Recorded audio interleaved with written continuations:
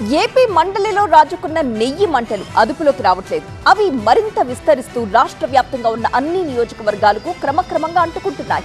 అటు వైసీపీ ఇటు టీడీపీ తగ్గేదే లేదంటూ ఆ మంటలకి మరింతగా అర్జం పోస్తున్నాయి. ఈ అంశాన్ని ప్రజల్లోకి తీసుకువెళ్లాలని నిర్ణయించిన కూటమి ప్రభుత్వం దానికి యాక్షన్ ప్లాన్ సిద్ధం చేసింది. తిరుమల లడ్డూలో ముమ్మాటికి కల్తీ జరిగిందని టీడీపీ అంటుంటే ఆ కల్తీకి హెరిటేజ్ తో లింకులున్నాయంటూ వైసీపీ కౌంటర్ ఇస్తోంది. ఇండాపూర్ డైరీ పేరు తెరపైకి తేవడం ద్వారా ఎదురుదాడికి దిగింది. విపక్షం మరో అడుగు ముందుకు వేసి వెంకటేశ్వరుడి ఫోటోలతో నిరసనకు దిగడంతో మండలి ఒక్కసారిగా దద్దరిల్లింది. దేవుడి ఫోటోలు సభలోకి తేవడంపై భగ్గుమన్నారు మంత్రులు. దేవుణ్ణి రాజకీయాల్లోకి లాగే దుర్మార్గపు చర్యలు చేస్తున్నారంటూ మండిపడ్డారు.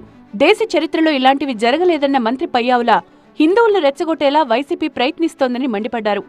వైసీపీ సభ్యులు భేషరతుగా క్షమాపణ చెప్పాలన్నారు. శాసన మండలిలోకి వెంకటేశ్వర స్వామి ఫోటోలు తేవడం, స్వామివారి ఫోటోలతో నిరసనలు, నినాదాలు చేయడాన్ని తీవ్రంగా పరిగణిస్తోంది కూటమి ప్రభుత్వం. ఈ విషయాన్ని ప్రజల్లోకి తీసుకువెళ్లాలని కూటమి పార్టీలు నిర్ణయించాయి.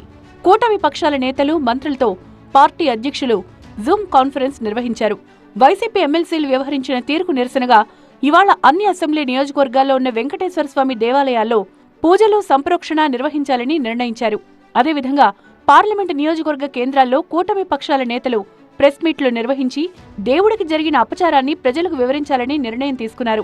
కలిసొచ్చే భావ సారూప్యత ఉన్న వివిధ మఠాధిపతులు, స్వామీజీలతో రౌండ్ టేబుల్ నిర్ణయించాలని కూడా భావిస్తోంది అధికార కూటమి. ఈ మేరకు రాష్ట్రంలోని అన్ని నియోజకవర్గాల ఎమ్మెల్యేలు, ఇన్ఛార్జీలకు సమాచారం అందించారు పార్టీల అగ్రనేతలు. అటు వైసీపీ మాత్రం తాము ఎలాంటి తప్పు చేయలేదని చెప్తోంది. తమ పార్టీపై బురద చల్లడానికి కూటమి ప్రభుత్వం దేవుణ్ణి అడ్డుపెట్టుకుంటోందని మండిపడుతోంది. అయితే అధికార పార్టీ మాత్రం సభలో దేవుడి ఫోటోలతో నిరసన చేయడం ముమ్మాటికి తప్పే అని చెప్తోంది.